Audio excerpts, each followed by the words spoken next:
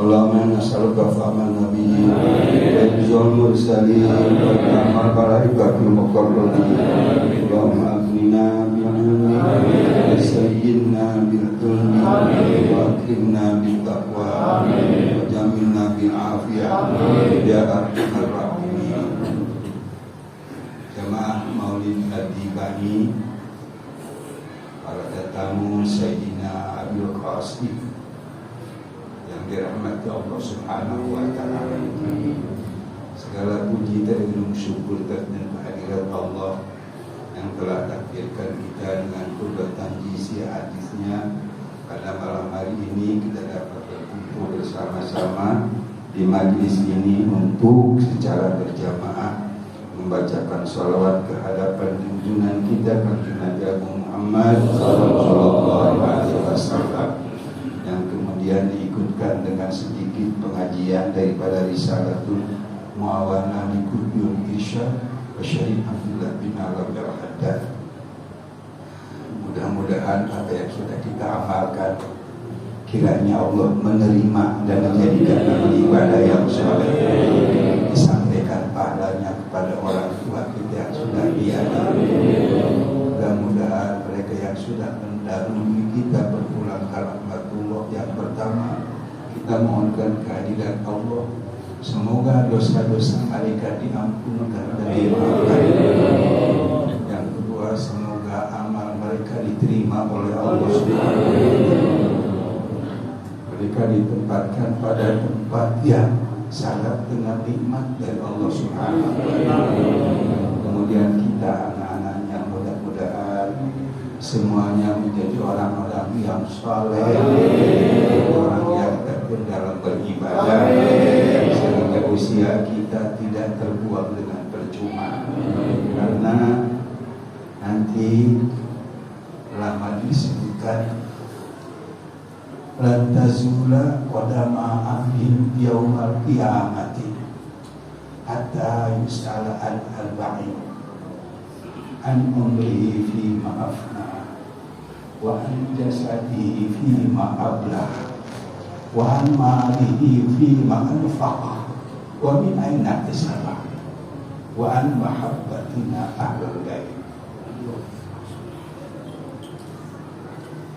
Tidak akan dapat melangkah dua kaki seorang hamba di hari kiamat nanti hingga ia ditanya dulu mengenai 4 perkara. Yang pertama, an amrihi fi ma'abna. Dia bakal ditanya mengenai umurnya, dihabiskan untuk apa itu? Kalau kita dikasih umur 70 tahun atau bahkan 100 tahun, itu akan dipertanyakan. Umurmu yang sekian puluh tahun, umurmu yang 100 tahun, itu dipakai apa? Dipakai taatkah kepada Allah atau sebaliknya dipakai maksiat kepada Allah? Ini akan dipertanyakan. Yang satu.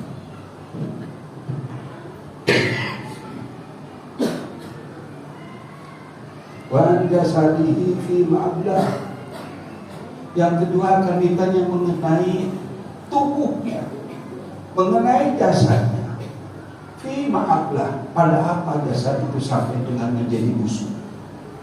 Karena yang kita saksikan daripada tubuh manusia dan badan manusia, jasad manusia, ketika dia masih dalam usia relatif muda, nampak sangat segar, kulitnya bagus. Semakin bertambah usia, kulitnya semakin memburuk. Kalau sudah kakek-kakek tua renta, kulitnya keriput. Apalagi kalau usianya sudah sangat lanjut, nampak postur tubuhnya seperti kerakan, kemudian mati dan membusuk, dia akan ulat-ulat. Itu kan dipertanyakan oleh Allah, "Ima Allah, badanmu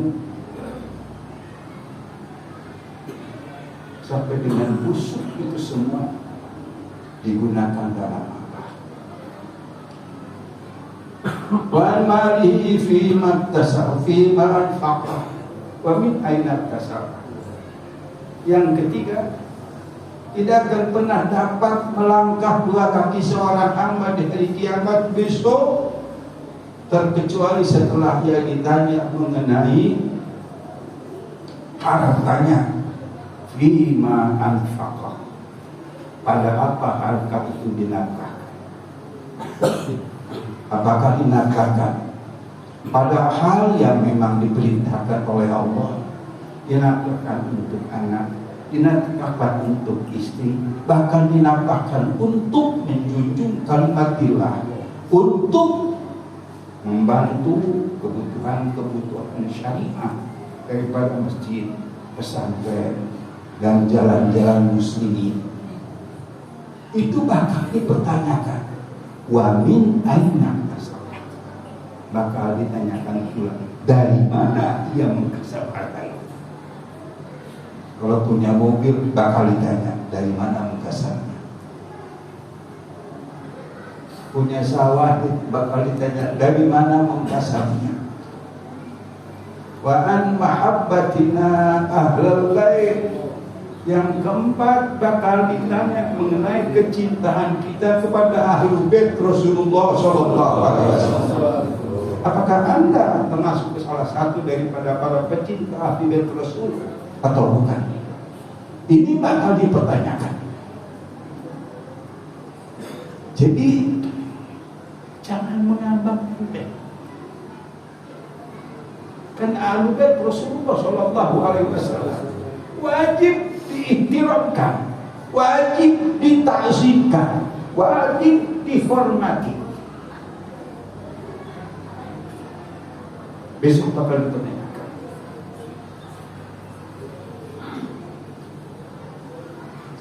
Itulah salah satu motif daripada mengapa Al-Imamul Jalil Abdurrahman bin Ali Ad-Dibani di dalam doanya dicantumkan satu kata, wa amitna ala hubbihi wa jama'.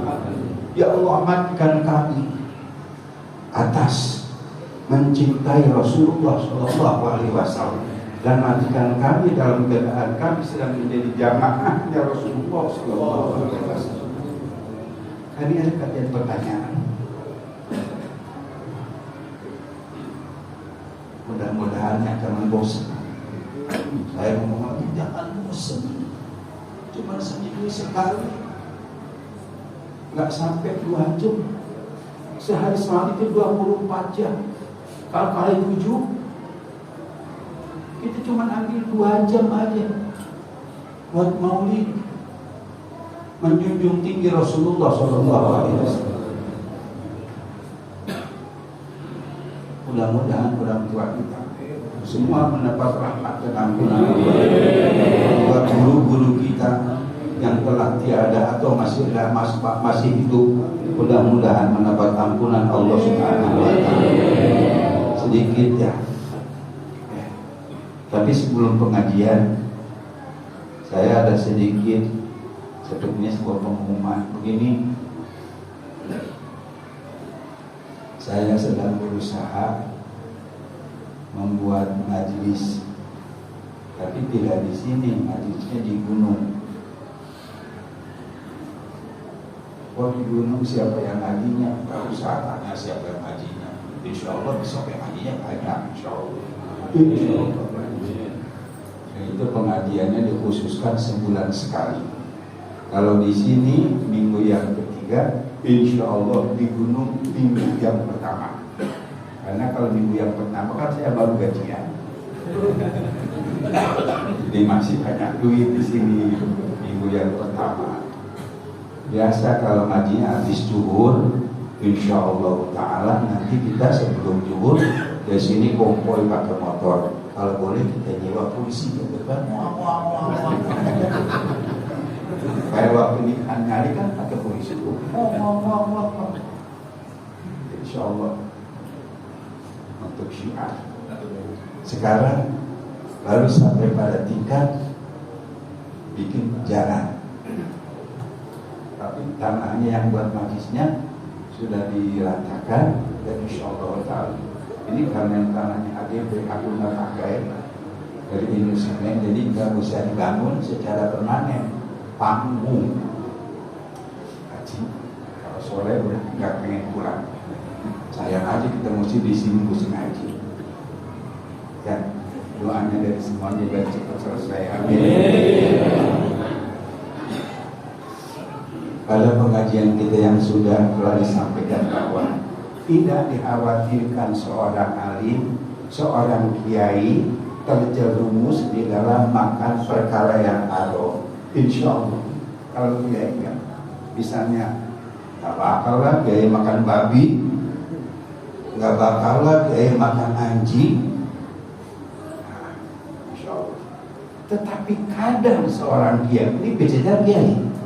Kalau kiai sadar sudah seperti ini keberadaannya, apalagi non kiai. Tapi kadang kiai pun terjerumus dalam perbuatan yang tidak pas dan tidak tepat secara syariat. Itu akibat daripada pertama, ada satu, ada yang kedua. Yang pertama, ia tidak pernah menyelidiki keadaan. Karena sebenarnya manusia itu ada 3 macam. Ada orang yang masyhur kebaikannya dan masyhur kesolehannya. Ini orang yang waro, orang yang soleh. Nah, kalau makanan dari orang yang demikian, sudah tidak usah komentar, dikasih makan berkat insya Allah. Ada lagi orang itu yang kita tidak tahu ya orang baik atau tidak. Supaya kita masuk dalam kategori orang yang waro, berhadapan dengan orang yang tidak kita ketahui. Kalau kita dikasih sesuatu, sebaiknya kita tanyakan, ini dari mana dapatnya? Dengan cara yang sedemikian rupa sehingga yang bersangkutan tidak tersinggung. Saya kan, ini mana ini? Dari mana dapatnya? Padahal kita sedang menyelidiki.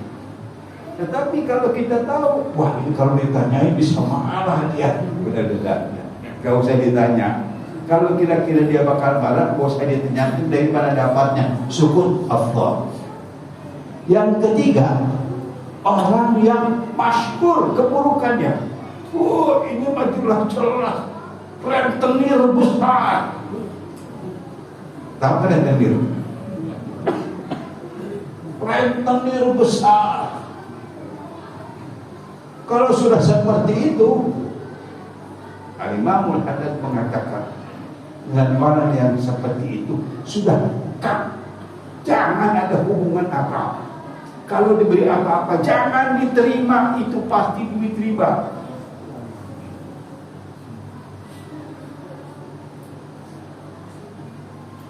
Orang tak bisa. Jadi kita harus menyelidiki dulu supaya kita masuk dalam kategori orang yang waro, orang yang api. Yang kedua, ada al-ihtirazi minal alamatil fasidah, tidak menjaga dan memelihara daripada tanda-tanda buruk dan rusak, tanda-tanda makruh. Contohnya seperti di dalam jual beli. Ini mobil yang jual beli mobil. Mobil itu besar atau kecil? Duitnya besar atau kecil?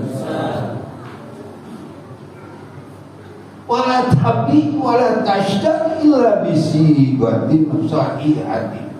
Jangan kamu menjual, jangan kamu membeli terkecuali dengan segat yang sahihah, dengan ijab dan kabul yang mutabaroh indal bukoha. Beli mobil itu ijab aja.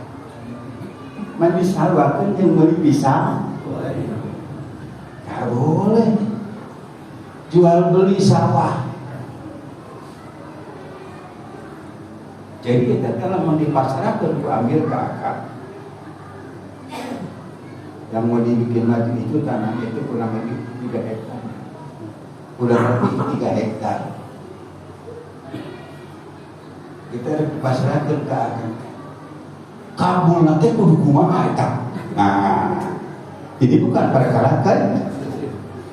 Kabulnya itu 3 hektar kudu digurilingan orang modal makanya di gunung mau tempat rata orang mau turun lagi guringan itu kabulnya jual beli tanah itu seperti begitu dikelilingin sama kita itu baru kabul namanya gini gak akan ngajar dari panjang serahkan nabi kalau berserahkan digulingan insya Allah kan wayangnya mentukar nabu di Gano.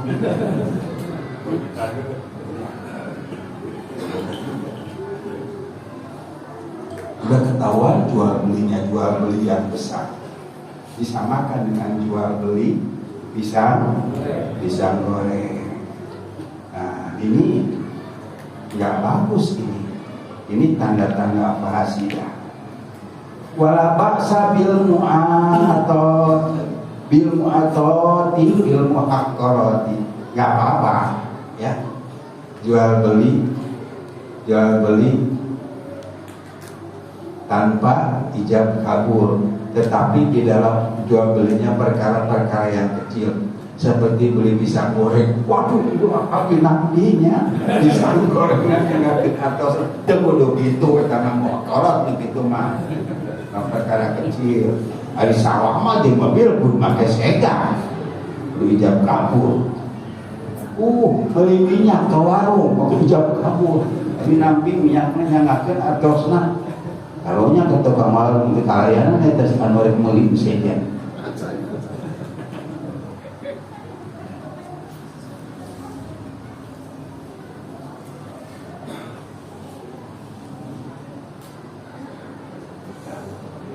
Jauhilah tipu daya,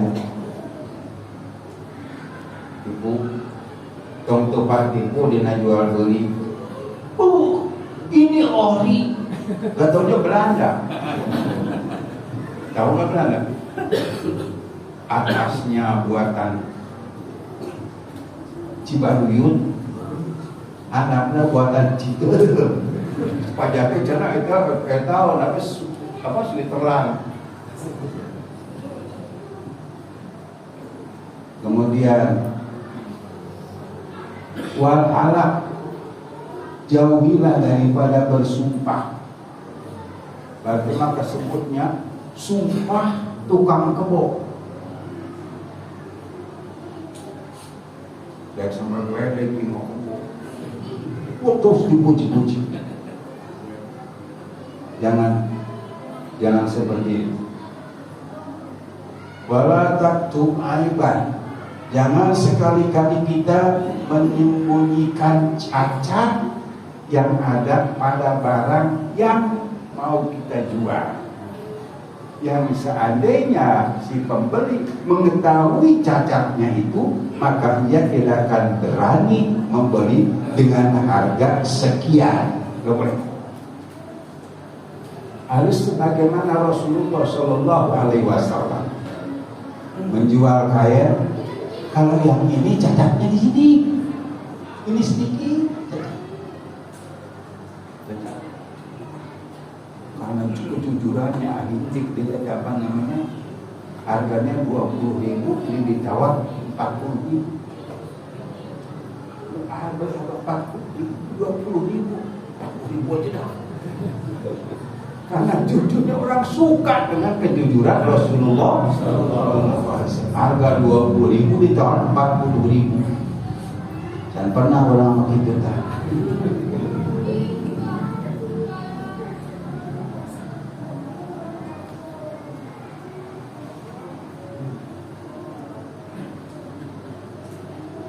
Kemudian wa tarkul adhan minal muamalati bil riba, dengan setakut-takutnya daripada muamalah yang disertai dengan riba.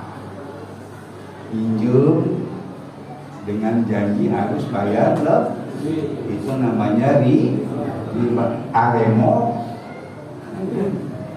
Aremo bari mengucapkan janji setia mau bayar tepat pada waktunya, itu juga riba. Rasulullah Shallallahu Alaihi Wasallam melaknat pelaku riba. Alhamdulillah. Mudah-mudahan yang sedikit iman. Bismillahirrahmanirrahim. Allahumma istaudattuka ma 'allamtani fad'u ilayya ila hajati ilaihi la tansanihi ya rabbal alamin. Mudah-mudahan